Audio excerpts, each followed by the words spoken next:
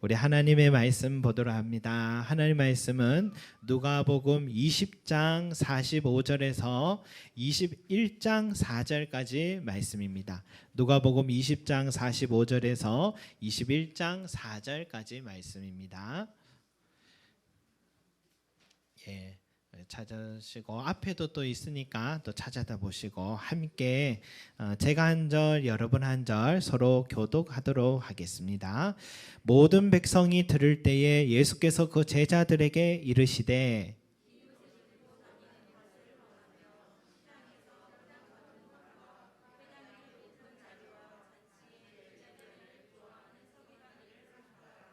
그들은 과부의 가산을 삼키며 외식으로 길게 기도하니 그들이 더 엄중한 심판을 받으리라 하시니라.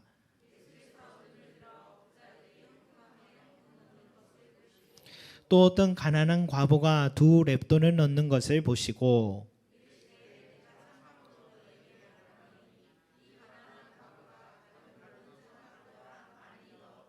다 같이 저들은 그 풍족한 중에서 헌금을 넣었거니와 이 과부는 그 가난한 중에서 자기가 가지고 있는 생활비 전부를 넣었느니라 하시니라. 아멘.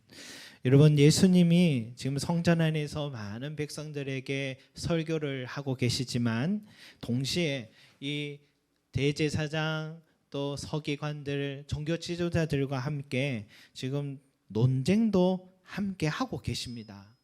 여기서 말 한마디 잘못하면 실시간 특종 뉴스도 되고 실시간으로 종교법에 걸려 잡혀가 신문을 받을 수 있는 아주 어려운 자리에 예수님이 서 계십니다. 그런데도 이 국가의 행정, 사법, 종교 권력 모두 가진 이 종교 지도자들 앞에서 어떻게 이런 여유를 가지고 참 대할 수 있을까? 세상에 이런 사람이 또 있을까 하는 생각이 들 정도입니다. 예수님은 지금 제자들을 향하 이렇게 말씀하세요. 긴 옷을 입고 다니는 것을 원하고 시장에서 문안받는 것과 회당의 높은 자리와 잔치의 윗자리를 좋아하는 서기관들을 삼가라. 그들은 과부의 가산을 삼키며 외식으로 길게 기도하니 그들이 더 엄중한 심판을 받으리라 하시니라 말씀하셨어요. 여러분, 서기관들은 긴 옷 입는 것을 좋아하고 사람들이 많은 곳에서 칭찬, 문안받기를 좋아하고 인사받기를 좋아하고 회당에서도 높은 자리에 앉기를 원하고 잔치에서도 상석을 앉는 걸 좋아하고 과부의 가산을 삼키고 외식으로 길게 기도한다라고 말씀하셔요. 백성들에게 존경받으며 살아가는 이 서기관들이요, 명예욕, 소유욕, 위선에 빠진 삶을 산다고 지금 눈앞에서 서기관들 바로 앞에서 비판을 하고 계신 예수님이죠. 여러분, 예수님 왜 이렇게 분노하실까요? 서기관들은 율법을 연구하고 잘 해석해서 백성들에게 가르치는, 오늘날로 말하면 목회자들 같은 전문 성경 학자들입니다. 여러분, 서기관들을 교회의 선생으로 세운 이유는요, 하나님의 뜻을 더 잘 밝혀 가르치고 백성들의 삶을 하나님 안에서 즐거워하도록 하기 위함입니다. 그런 고귀한 직분을 맡은 자들이기 때문에 이 서기관들에게는 더 큰 특별한 책임이 있고 또 존경함을 받고 있습니다. 그런데 그 존경하는 마음을 이용해서 교만함에 빠져 있고 하나님의 뜻을 전해야 되는데 자기의 뜻에, 자기 입맛에 맞게 해석해서 그것을 따르게 만들어서 배움이 없고 가난한 자들의 하나님의 뜻이라고 하면서 그들의 가산을 빼앗고 그걸 합법적으로 자기 자산으로 배불리는 악행을 저지르는, 참 그럼에도 죄책감 없는 자들이 되어가고 있었던 것이죠. 지금도 보니까 재능대학교 앞을 지나는데 오랫동안 종교 부지로 있던 그 땅에 한 건물이 서길래 어떤 건물인가 보니까 하나님의 교회가 딱 서버렸더라고요. 여러분, 여기에 사람들이 이 지역에 이제 점점 모여든다고 이제 포교 활동하려고 이제 준비하는가 봅니다. 여러분, 하나님의 교회라는 이단은요, 교회가 어려우면 그 교회 건물을 인수하는 전문가들이 따로 있다고 해요. 이들은 교회가 건축을 하고 어려움에 처하면 슬그머니 다가가 그 교회 건물을 경매 가격에 인수한다는 합니다. 또 하나님의 교회 안에는 이혼 전문가들도 있다고 합니다. 영국 여왕의 수상을 받은 교회다 하면서 부녀자들에게 다가가서 그들의 마음을 얻고 이혼과 가출을 부추겨서 소송에 이기게 하고 거기서 받은 위자료를 그 집단에 갖다 바치게 하는 전문가들이 따로 있다고 합니다. 여러분. 이게 과부의 가산을 삼키는 자들인 거죠. 여러분, 그러나 우리 교회들도 돌아봐야겠죠. 교회들도 건축하려고 부흥에 얼마나 많이 했습니까? 오래전에 한 집사님이 전사님, 지난번 작정 헌금도 아직 끝나지 않았는데 이번에 또 작정하라고 합니다 하며 하소연하는 것을 들은 기억이 떠오릅니다. 여러분, 가정에 불화가 일어날 만큼 헌금 생활하는 것은 옳지 않죠. 하나님은 그런 불편한 헌금은 원하지도 필요로 하지도 않습니다. 자원하고 즐거운 마음으로 드리고 부부가 같은 마음으로 드리는 게 헌금입니다. 지금은 참 많이 좋아졌는데 그러나 한국 교회도 한때는 너무 무리한 헌금을 강요한 때가 있었고 남들이 봐도 큰 금액의 헌금을 하면 믿음 좋은 사람이라고 또 여겼던 분위기가 있었습니다. 서기관들을 너무 존경한 나머지 하나님의 자리에 앉혀서도 여러분 안 되는 거예요. 물론 목회자는 하나님 말씀을 대언하는 설교자고 성경 교사지만 목회자의 말을 하나님의 말로 생각해서도 안 되는 겁니다. 아주 큰 교회를 섬기는 한 집사님이 계신데 친분이 있어서 잠시 와서 기도해달라 해서 갔더니 이야기를 하다가 본교회 담임 목사님이 친히 신방을 와주셔서 이런 이야기를 하시길래 저희 기분이 좀 언짢더라고요. 나도 목사인데 나는 그냥 와주고 그분은 친히 와주시나 그런 생각이 들더라고요. 나도 기도해달라고 부르면 이제 바쁘다 해야겠다 그런 생각을 했습니다. 여러분, 그렇게 되면 서기관들처럼 목사님들도 자기의 도취에 빠져서 명예욕에 빠지고 성도들도 사람의 말인지 하나님의 말인지 구분이 되지 않는 우매한 교회 성도들이 되어서 건강한 신앙생활을 하지 못하는 것입니다. 다행히 우리 교회는 목회자가 명예욕에 빠지지 않고 있는 것 같습니다. 9년째 예배당 청소하고 있고 식사 후에 식탁 정리 남자 손길이 필요하면 목사님 빨리 와주세요 그러면 네 하고 달려갑니다. 처음에는 교회 와서 다른 교회처럼 목사님이 참 어렵게 느껴졌는데 점점 편해지는 것 같아요.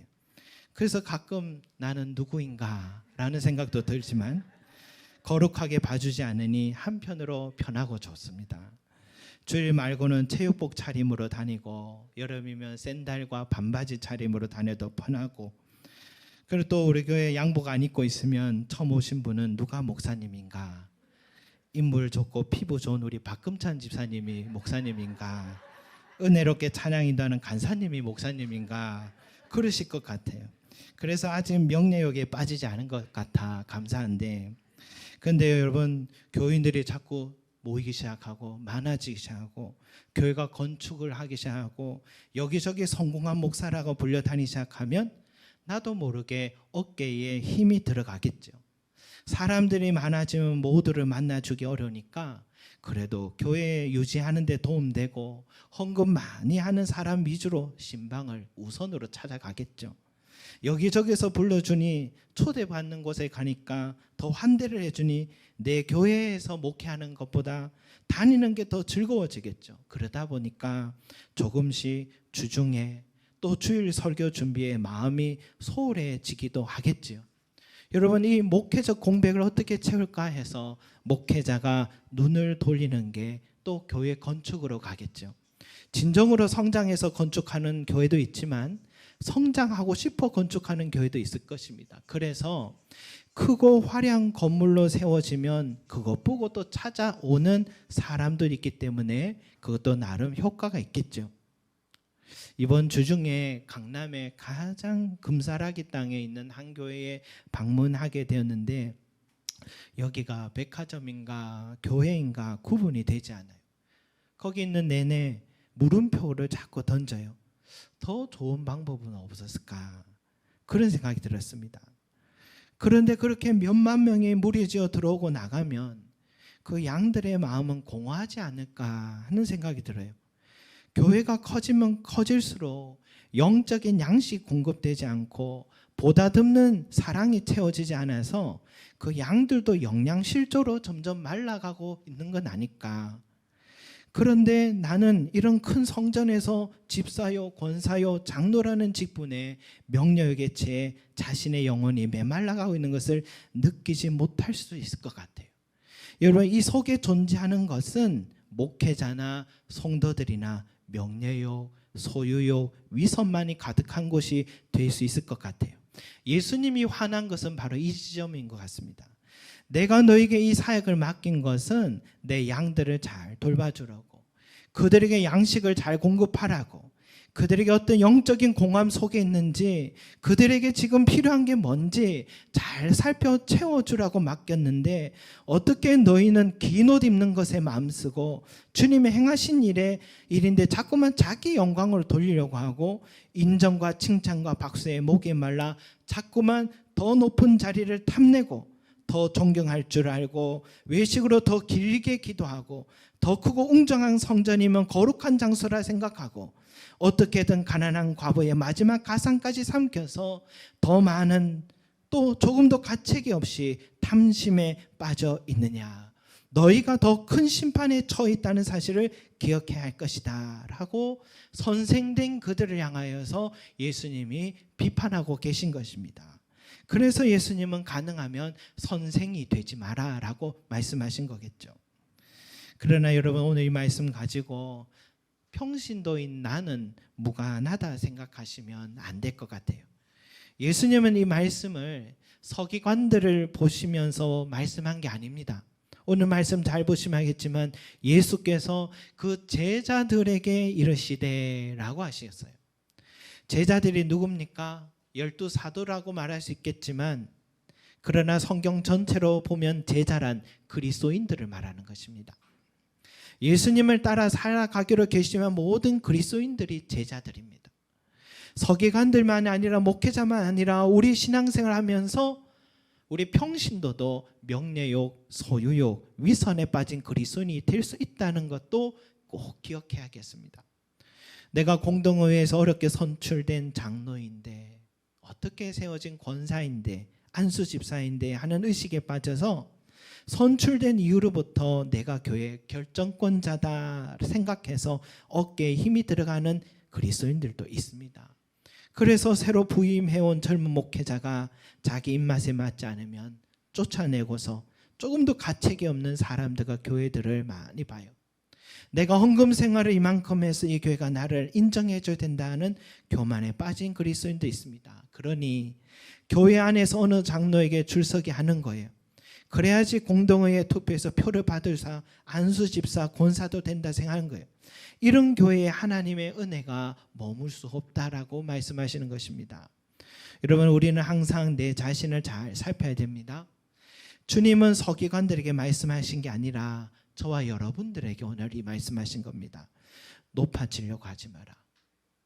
세상에서야 높아지더라도 교회 안에서는 할 수만 있으면 낮은 자리를 향해라. 소유에 집착하지 마라.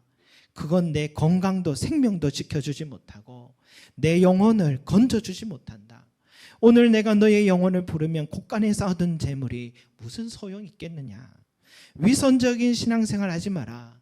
위선은 사람에게 잘 보려는 것이지 하나님은 안중에도 없는 종교생활 아니냐.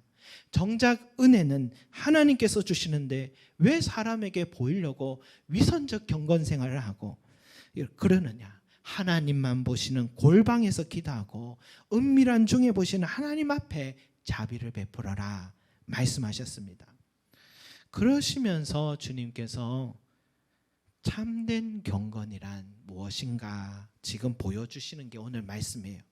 바로 과부가 드리는 헌금의 모습이었습니다.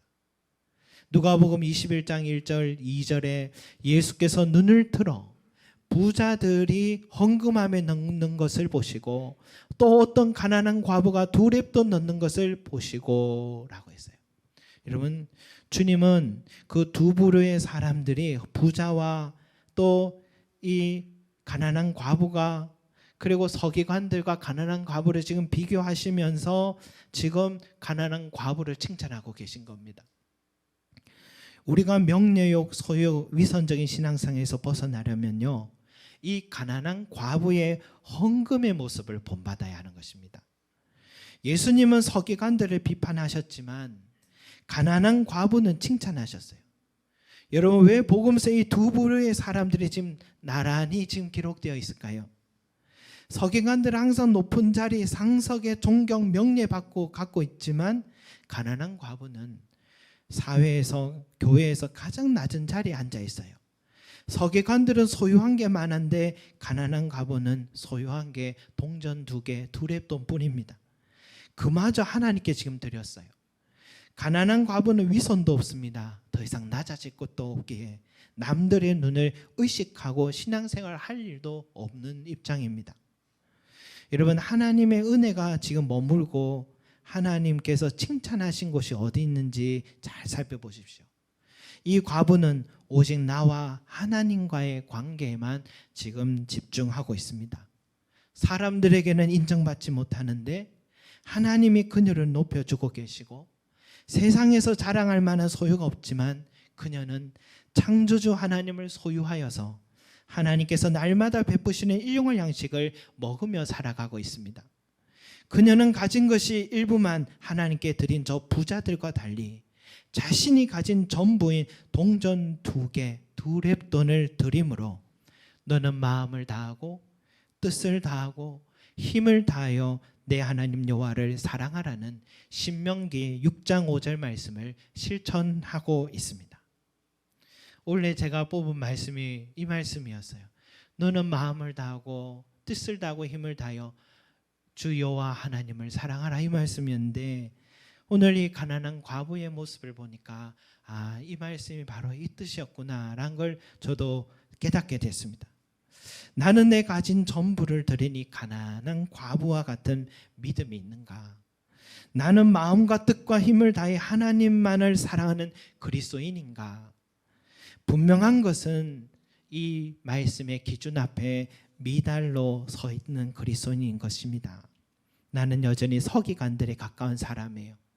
사람들의 높임받는 것도 좋아하고 또 안락한 생활을 즐기기 위해 더 많은 것을 소유하기를 원하고 하나님보다는 사람들이 어떻게 볼까 싶어 위선적 경건 생활을 하는 서기관에 가까운 그리스도인이었습니다.